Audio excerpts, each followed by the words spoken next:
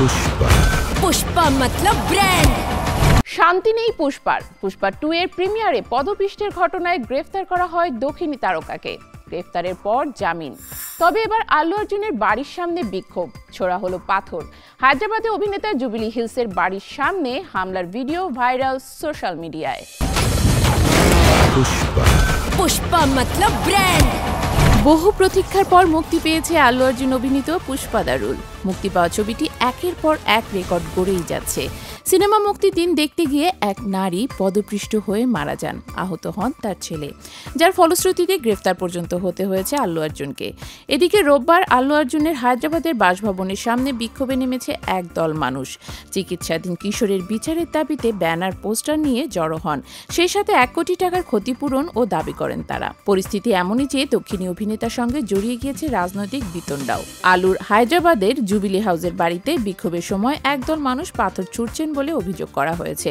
রবিবার আল্লু সমাজ মাধ্যমে নিজের ভক্তদের উদ্দেশ্যে বার্তা দিয়ে সকলকে শান্ত থাকার অনুরোধ জানিয়েছেন। मेरी बाई को है। जब एक पति अपने बाई को की सुने तो क्या होता है, पूरी दुनिया को दिखाएगा। ইনস্টাগ্রামে আল্লু লেখেন, আমি আমার সকল ভক্তদের অনুরোধ জানাবো তারা যেন আবেগ প্রকাশের সময় দায়িত্বজ্ঞান বজায় রাখেন, যেমন তারা সবসময় করে থাকেন, এবং অনলাইন বা অফলাইনে কোনো অশালীন মন্তব্য বা আচরণ করা থেকেও বিরত থাকুন। অন্যদিকে জানা গেছে চিকিৎসকেরা আশঙ্কা করছেন এই কিশোরের মস্তিষ্কের মৃত্যু ঘটেছে ইতিমধ্যেই। এই ঘটনায় এর আগে গ্রেফতার করা হয়েছিল তেলুগু সুপারস্টার আল্লু অর্জুনকে, যদিও পরের দিনই তিনি জামিনে ছাড়া পান। আহত কিশোরের সমস্ত দায়ভার নিতে প্রস্তুত বলে জানিয়েছেন এই অভিনেতা।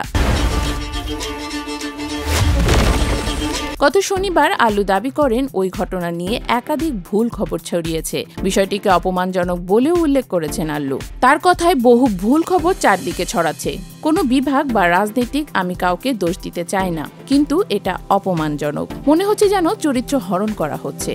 সেদিনই তেলেঙ্গানা বিধানসভায় অল ইন্ডিয়া মজলিস ই ইত্তেহাদুল মুসলিমিন বিধায়ক ও হায়দ্রাবাদের সাংসদ আসাদুদ্দিন ওয়েসির ভাই আকবরউদ্দিন ওয়েসি বলেন, আমার কাছে যা খবর আছে সেই তথ্য অনুসারে যখন এই অভিনেতা পদদলিত হওয়া এবং তাতে একজনের মৃত্যুর কথা শুনেছিলেন, তখন তিনি বলেছিলেন এবার সিনেমাটি হিট হবে।